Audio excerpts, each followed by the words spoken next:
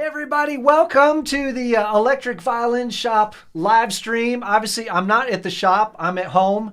It's a little later than I usually sit at the shop, but we've got a sweet guest today. We've got my buddy Tyler, who is not only a fantastic bass player, but also an attorney. And as we were thinking about talking about musical contracts, I was like, well, who should we should get somebody who knows how to lead a band and has issued a lot of these contracts and is an attorney, so he actually knows what he's talking about. So real quick, I do want to go through this sample contract, and this is one based on a contract that I use for a solo performance, just me and my computer. So I've got that up on the screen. You said that you flipped through this, and it was not too bad. I like that, not too bad. But definitely a couple of things to talk about. What were some of the things that you saw that you like or that you didn't like? Let's take some time here to give a quick disclaimer, just for purposes. We always need to do this. This is something we're doing. These are examples we're giving, generalities. This is not going to constitute specific legal advice. This is just for informational purposes. This is a sample contract that we're going through. It's by no means a template. When you're doing these agreements, you really want to make something specific for every situation. And what's good for Matt, even though he knows what he needs, is not going to be the same for everybody. So every situation is going to be different, but it is helpful for us to go through some of these and see some examples just to get us thinking in the right direction. So what I'm looking at here, the header is good. You want your information on there, artist name, that's important. These general terms, the beginning of the contract, you do want something telling you that it's a contract. So when people look at it, it states that it is actually an agreement made on this date, with the two people named. And then, this is a little bit of legalese, but the important part about it is it tells you that this is an agreement, and these are standard in most every contract. The next sections I think are good. A lot. Traditionally we have contracts written out. Provision 1, the event will take place on this day at the address of this, and it'll be written real formally, almost in sort of old English. But I think it's user friendly to make it like this, where it's you got some blocks here and it's fillable, so it's easier for you to draw up a contract once you have something the way that's tailored for you, the way you want it. But these are the important things: where it's going to be, address, be specific, times. This is always going to come up because these things can shift. So you want a time on here that is going to work for you. And if the time changes, that's going to be on them to make sure they accommodate you rather than the other way around. You don't want them saying, well, we're going behind. You're contracted for 2 hours. Can you wait here till midnight? I think we've probably both had that happen here and there. So we want a specific time on there when they're going to have their venue ready and their event ready. So we need time. Now, if there's something changes, and you know how weddings are, you've done 1,000 of them too. Weddings don't run on time. If you know one thing, if they say it starts at 6, it's not going to start at 6. So if they say it's going to go from 6 to 8, that's usually what I put to cover me. And then since they're going to be running late, and then I can be as accommodating as I kind of want to be at that point, right? Right. And that comes with another thing we were talking about on the next part here, the payment arrangements.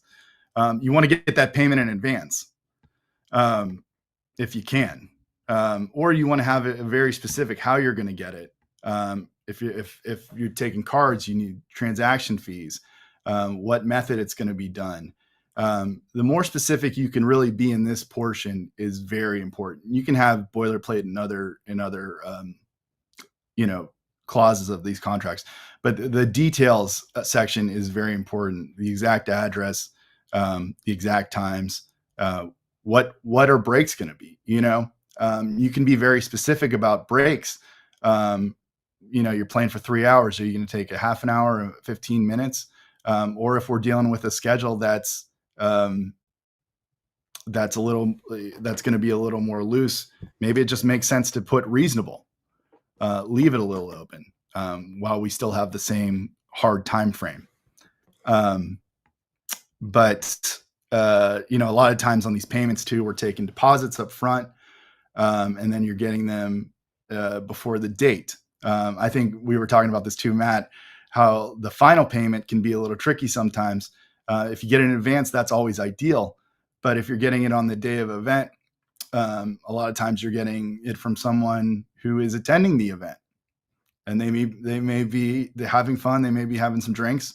It's kind of hard to get payment out of people at those times. And you don't want to be in a situation where you've performed your services, couldn't get up with anyone on the day of, and then you're trying to chase them down days after, to get a check mailed from maybe somewhere that you're not close to. It's good to have a contract, but it's better to have the cash in hand, and have those terms knocked out. So, you may have a right to sue someone, but it's a task to go to court, even a small claims court. And, you don't want to have to do it if you don't have to. Yeah, I think you mentioned that your terms on your band's contract are that payment in full is due like long before the performance, right? Couple weeks. Yeah. You want to have it. And for the reason is you don't want people waiting to the last minute. That's it. You want it to be overdue by the time you want it, because you got to get it mailed to you a lot of times, or pass through a digital service, get those fees worked out, get it deposited in your account. So, you have it, before you're loading up gear, bringing trucks in, having subcontractors, because then you'll be out that money. Yeah, I know in your situation for your band, sometimes you're subcontracting a horn section or whatever, right? So you've got expenses whether you get paid or not. Right. Yeah. Sound and tech, travel, air travel for some people. If you're bringing people out of town, it can add up quick. And if you don't get that money, it's going to be on you. Yeah, good heads up on that. Anything else you want to talk about on this page? Yes, with payments, especially, I mean, this could be a whole thing and it's a whole podcast in its own.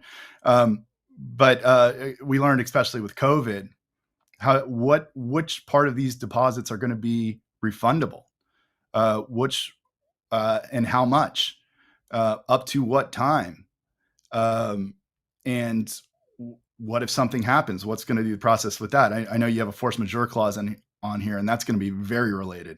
What purposes can you cancel the event? At what times, and when are these deposits due? If someone cancels, can you keep the deposit? You want to have that stuff spelled out. Yeah, and for the purposes of a deposit, and what we tell clients if there's a discussion about the deposit, what the deposit does is it protects me, because once you've inked that date onto my calendar, I'm not going to try to fill that date again.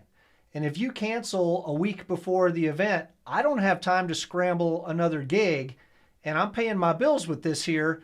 My mortgage company doesn't care that my gig got canceled. They still want their money. So the deposit generally in my world is not refundable unless I'm able to scramble a gig that pays me the same amount. And then, but that's a lot of work for me to basically not get paid to make the same amount of money I was going to make. That's correct. And when you're working with a group of musicians, the larger the production, the more that's going to matter, because you're paying for a lot of this stuff in advance. Other people are clearing out gigs on their calendars. We know people that play in bands. They don't always just play in one band. They play in multiple bands. They're giving up other opportunities. You want to be able to compensate them if you get stood up on something. And you got to pay for the tech. Sometimes you got to rent stuff in advance. You got to pay for travel in advance, hotels. Some of that stuff you can get back, and some of that stuff you can't. And if you did go to court and you're looking at this stuff, I mean, that's going to be calculated down to the dollar, what your actual damages are. So, limiting those as much as possible, but you want to have that cash in your account, to cover if it's not covered. Yeah, good point. So yeah, I think probably my payment terms on my sample thing here need to be a whole lot more detailed, is what you're saying. Yeah, for cancellations and that, as we all know, that changed completely with COVID. Um, Everything was canceled, and it was, no one's fault involved in the process, and there were different governmental actions that had an effect on it. Some of them couldn't be performed, but some of the stuff, but like we're saying, some of the money was already spent. It was a hard thing to figure out what was fair in that situation, and people just had to kind of wing it. Because even a force majeure clause, um, epidemic wasn't always covered in those. You're talking, and they talk about a lot of things: labor strikes, um, natural disasters, but everyone on both sides was interpreting those um, as much in their favor, and it wasn't always clear. Right. And So then you of want to course have it always, the default is the status quo, which means the money's in your bank account, it's not in mine. And, I can try to sue you to get it, which is hard and it's going to cost me money. So, the person who has contracted for the event and hasn't made payment yet, they're kind of in the catbird seat, really. right. You want to have the advantage. I mean, most people are going to have an opportunity to mitigate their damages to lessen the effect on those as much as possible. Um, but at the end of the day, where the money is matters a lot, and what the terms are. The more specific the terms are to protect that, the better. For sure. Okay, so I'll be a lot more detailed about my payment terms and all that kind of stuff in the future. You ready for page 2? Yeah, let's do it. And of course, if you guys have questions, go ahead and put them in the comments section, and we'll address those. But I think Tyler's being pretty specific. It's almost like he does this for a living. So I think this is good that it's showing that you're getting some details in advance. This is not always included in a contract. Some of this stuff is just so you have good information to give good services. But it's good to document it in the agreement, because then it shows that you asked for it and you were being diligent. Notes that the rider is included, and we'll go over that in a moment. More details in the engagement. I think this is good. You're very specific about how the programming is going to go. Some things I like to put in these situations, which I think can come up quite a bit, is that you pick the songs for the most part. You pick the material. You'll have people that want to tell you every single song to play, and exactly how to play it. And these people aren't always musicians. Some people think they're DJ experts, and I think some input is very good. But when people try to micromanage the whole situation as a layperson, even though you want to know what they like and things like that, and they need to, they if they're hiring you, they're obviously liking what you're doing. But listening to something on a DJ playlist and having someone come in and perform it, especially depending on what type of band it is, can be very different. And they can pick a whole bunch of songs that don't work well together, or don't work in a live situation with a band, or for your particular instrumentation. And you at the end of the day have to be able to be the stopgap to say, I know best, with your input, what the material is going to be. Also, personnel issues. You have to be able to sub people if you need to. I think we've seen, a lot of these contracts are made a year out, because weekends when people have things happening are scant. And there's a lot that can happen.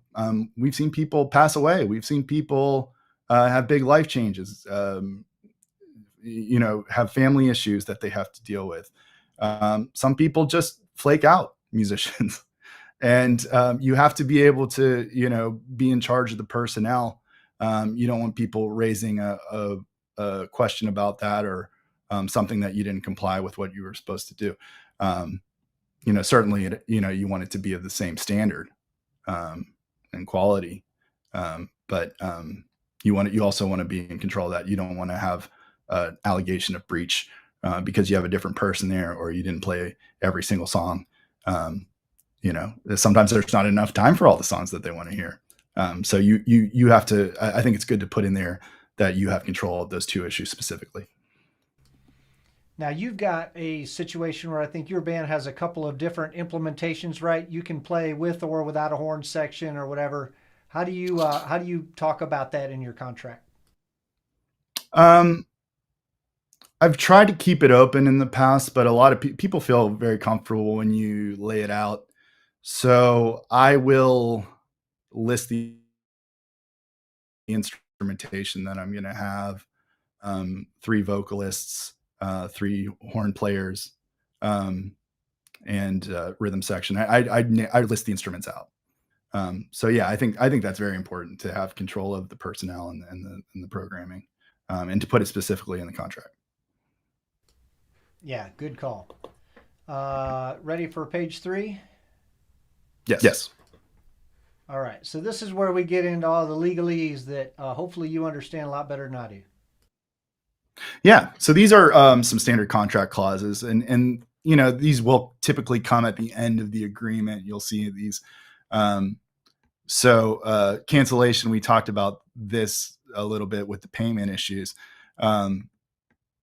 So you reserve 60 days in advance to cancel your contract.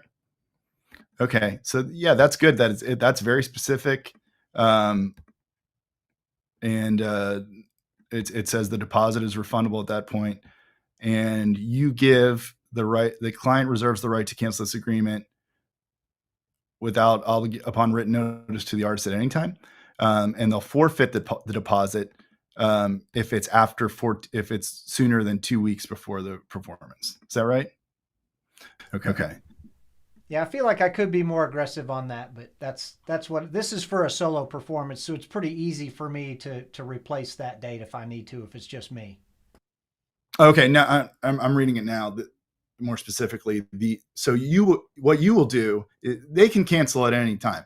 If it's later, if it's more than 14 days before the engagement, you keep the deposit.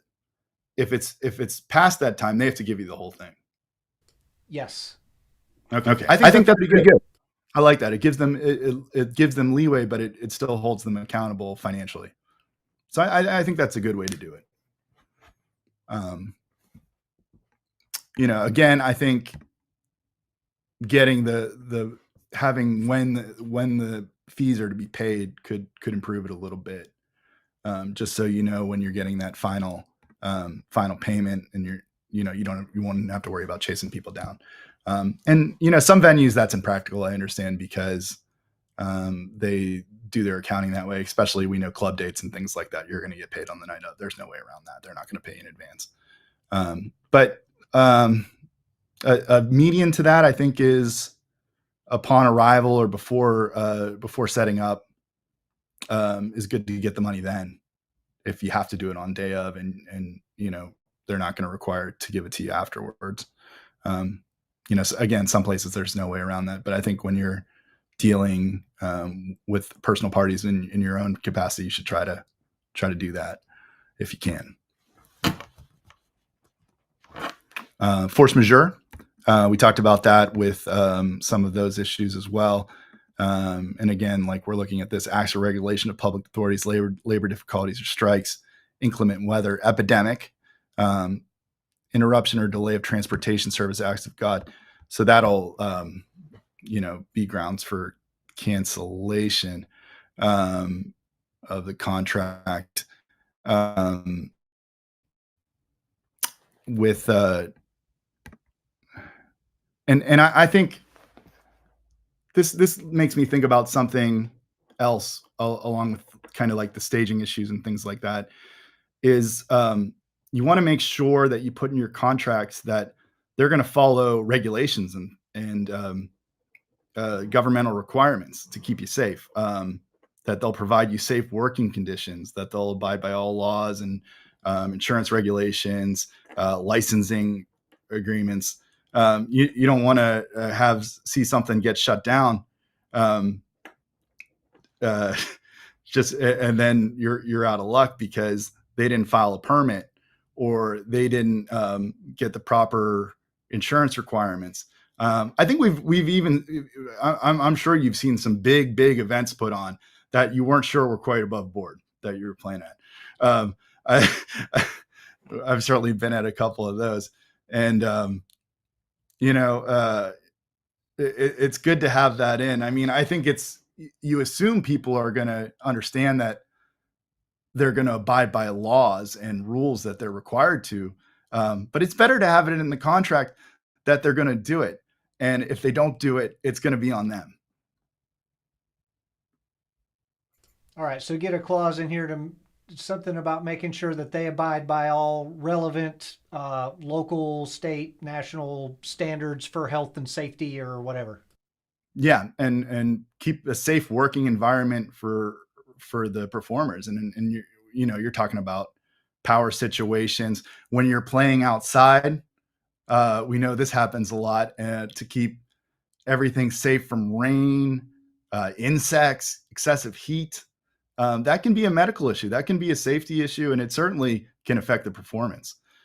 So you want to have that in there, that they're going to provide you conditions and abide by these things. I think the thing we added to ours when after COVID that people would abide by executive orders, because that's not always considered in rules and regulations, statutes, those sorts of things.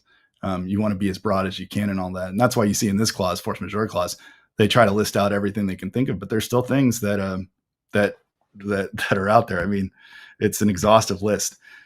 Sickness and accidents.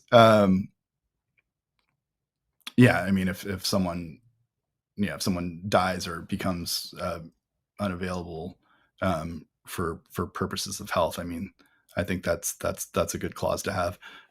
Pretty self-explanatory. Indemnification is a clause you want in every contract. That's going to say who's going to be responsible for negligence or accidents that happen. You're going to have big equipment. You're going to be dealing with electricity. You're going to be dealing with rowdy people at a lot of these things. A lot of hazards that everything usually goes pretty smoothly, but when it doesn't, you could be talking about millions of dollars at stake. You don't want to be responsible because someone gets crazy and knocks a speaker over on someone's head or a tree of lights. Especially the people that are their attendees at the event. So you want to be as specific as you can in that. And I think this is pretty good. It says you're responsible for your own conduct. They're going to take care of you if they break your stuff or hurt you due to their acts or the acts of their guests. But I think you also, and Klein indemnifies the artist and holds the artist harmless for any property damage or personal injury that results from or is related to the performance that is not caused by the artist. And I think that sounds like it covers them and their guests and things like that. So you don't want to be responsible for that. They need to be responsible for that. Because it might not only be them or the guests, the damage to the venue. You don't want to be included in those suits. You want to say, hey, it's in the contract. You're responsible for that. You're named in a suit. You want to try to get that dismissed right away. Get out of that and leave it on them per that contract. That's the purpose of that. A couple other clauses that are common in these agreements. You're going to have a lot of time a severability clause. And that's going to be something that says, hey, if something in this agreement is written the wrong way, or it's unconstitutional, or it's against law or policy, it's going to be taken out of this agreement. And it's not going to be, it's not going to ruin the whole agreement. Everything else is going to still in effect. It's not going to invalidate the whole contract. It's only going to invalidate the part that is improper. And that's pretty straightforward. And I think that's a good thing to have in there. So I would definitely recommend adding that. And a similar related clause is an integration clause. And that's going to say, which I think occurs a lot in these agreements. We do a lot of things informally. So you may have this agreement signed, but you may have had 10 conversations with this person about what you're going to do. You're going to have emails, phone calls, texts, all that stuff's going to be evidence of the agreement, but you might not want some of those to be part of the final agreement. So a lot of times you're going to want to say, hey, what's in this document, the four corners of these pages is the agreement. Anything else we're talking about is not going to be grounds for breach or is not going to alter anything that's in here. This is it. And if it's not in there, and if it's something that's in a text message or an email, we're going to need to get it in here before we sign this to make sure we're on the same page. That way you're not dealing with 10 different modes of transportation that you're trying to make into one thing that is probably going to be at odds in some respect. It's all going to be here laid out, and there's not going to be any questions about it. So that's an integration clause, or sometimes called a merger clause, that we're going to be that you're going to want in there as well. And choice of law. You may have an agreement and a disagreement comes up. You travel to, you do trips to California, to Florida, to Tennessee, I'm sure. You're going to want to know how those agreements are going to be handled in a county that's convenient, and in a choice of law that's convenient, and that's going to differ per agreement. But you're going to want to lay it out so you're not trying to sue someone in one jurisdiction, or especially for local. You want to, if it's local, you have a little more power to make it where you're at. In North Carolina, if you're up here in the triangle with us, you're going to want it to be where you're at, so you can go down the street. You don't have to go to Rockingham County or Cherokee County to file your action. If you have to enforce your agreement, I'd want it done in Wake County. So under the laws of North Carolina, a lot of these agreements, especially when you're getting into recording and stuff like that, you're going to have to do a major state like California or New York. And that's just the way it always is. But especially for some of these performance agreements, I think you're going to want to try to control the venue that you'll have to litigate in. So that's important. So if I'm signing a performance contract, say I'm going to California to play a show, I can put in the contract that if there's a dispute, you got to fight me in Wake County, North Carolina. And if you're making the contract, yeah, if you're making the contract, you have that ability. They may say no, but they may maybe people don't care about that so much, and you can keep it on your terms, But yeah, I think when you're drafting it, or you should always have an attorney draft it for you. That's something to talk about and make sure it's going to be something that's convenient for you. Or if you have to go to California, you probably want it in somewhere you can fly into if you need to, LA, or you don't want to have to be going to some remote county where they have their business office or something like that. Or a lot of times people will want it to go to arbitration. That may be a good idea, or may not. Sometimes it's a little harder in those situations to recover, and you lose some options. So that's going to be included in that, and something you want to be aware of when you read it. Jeremy said, I hope I didn't miss the beginning, but I've been letting people that hire me use e-signatures. Is that a mistake? I think e-signatures are common. North Carolina has an act about e-signatures. They're accepted. I would make sure you do them through a proper service and have those, you want to make sure it's a good program you're using, and most of the standard ones will do that, but e-signatures are acceptable.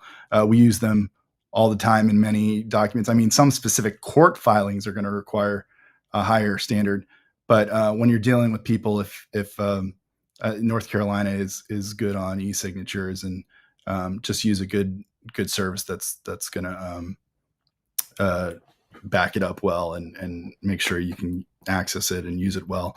But I think they're helpful. I think when you're trying to get something signed and you can have someone have an e-signature and then it's data stamped and protected that way. You can get it signed a lot quicker because it's so easy. You just send it by email and you click it. So I think e-signatures are good. I do like them. Awesome. Next question. How much do you usually determine is kept if the client cancels the gig? I think we talked some about this since she asked the question, but yeah, any more you want to add to that? Yeah, I think that can vary, but the first thing you want to figure out is how much your damages are going to be. Um, I think you want to make sure it covers enough. Usually, you want to do a standard percentage, a third or a half. Some people do more, but you want to make sure, I think, as a baseline, that it covers any expenses you're going to have. Travel you have to prepay for, equipment you have to pre-rent. If you're going to have to pay other people, other subcontractors for cancellations. So I would take that all in the deposit, keep that if it gets canceled. And I like how Matt does it. If they cancel it very close, you probably want to keep the whole thing if you can. But and I guess that's another thing you want to calculate. At what point is it going to be you're not going to be able to rebook that date?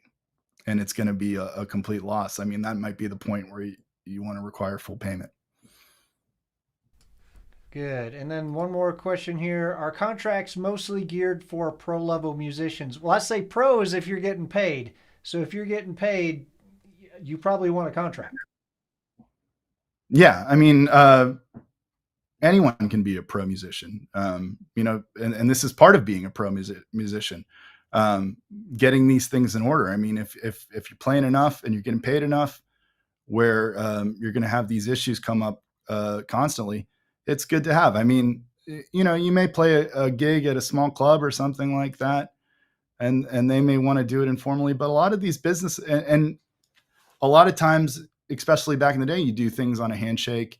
You'd get cash, and you're seeing less and less of that. Everyone's getting a lot more formal. A lot of more places are getting formal booking agents. They're 1099ing everyone, and it's very well documented. So why not document the agreement?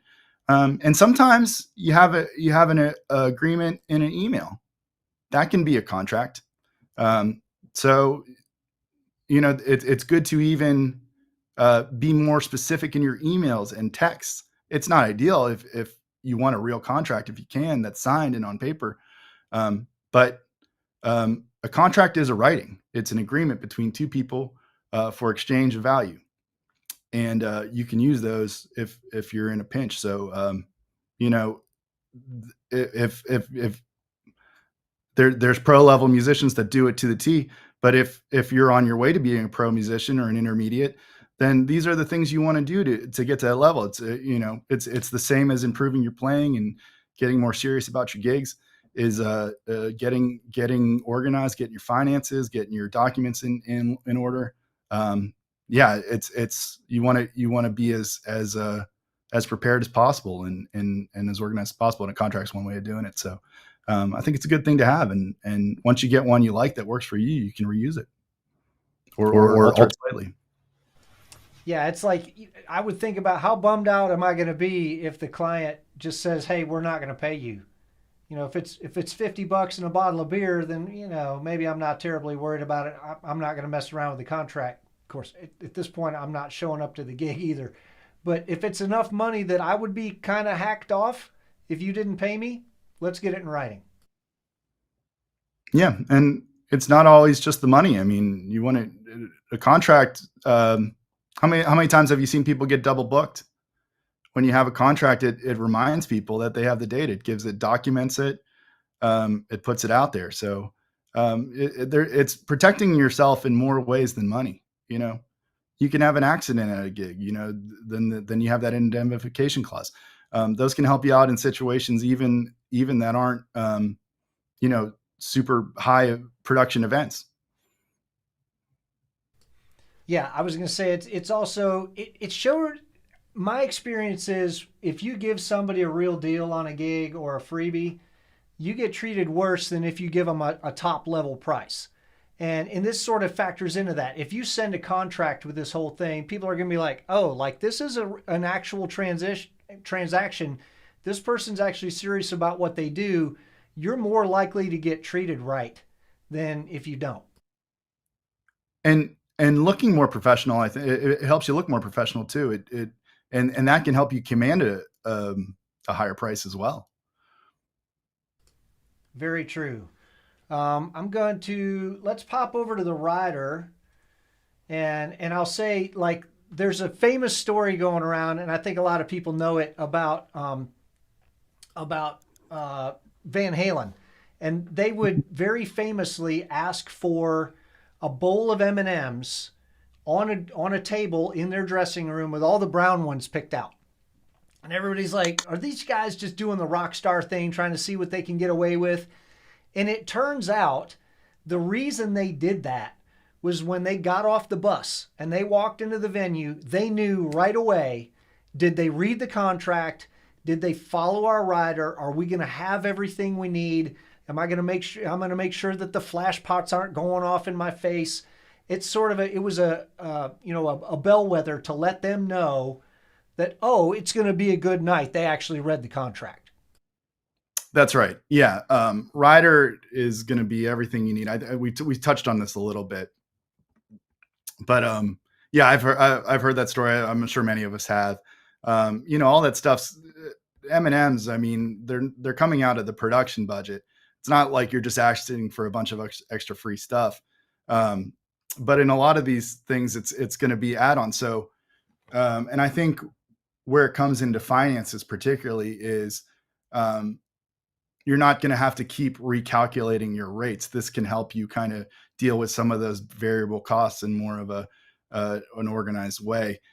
You have your fee, but hey, this gig's in my hometown or this gig's in another state, and the costs go up exponentially. If you're flying a large group to another state, say, that almost is going to double your costs. And you have to have these requirements for things you have on here: transportation,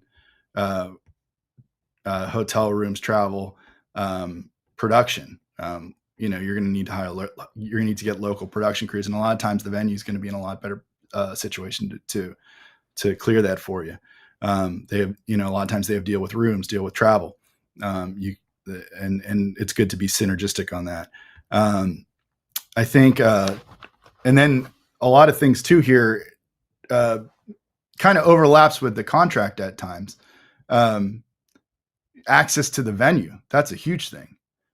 They're telling you need to be ready to play by this time. You need to be sound checked and quiet by this time. Okay, well, you need to be able to get in, and you need to know how you're going to do that. So then if there's a delay or something's not going on schedule, they're not going to put it on you. So I think that's a great thing to have in there. It's very specific on how you're going to load in. You want to have a clear path to be able to get all your stuff up there the way you need to. It's going to tell people what kind of power requirements you need. That's very important. If you've ever blown out a circuit somewhere, what much of a disaster that can cause. So you got to put them on notice that this is what you need: separate circuits of adequate power, sound and lighting. You want the show to look good. Stage. We talked about your tilted stage. Stages can vary. It's got to be the proper size and shape for the performance. It's got to be sturdy, pose no safety risks, and people have to eat and be able to get dressed so they look good and have energy. I think we talked about a lot of that stuff, but I think what you have here has some good stuff in it, and it's a good sample to look at for some ideas.